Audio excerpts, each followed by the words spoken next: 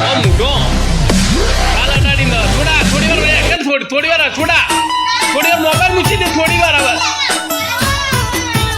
થોડી વાર પીહુનો ગાલ અડાડીને મોઢું એક મોઢું આમ લે ગાલ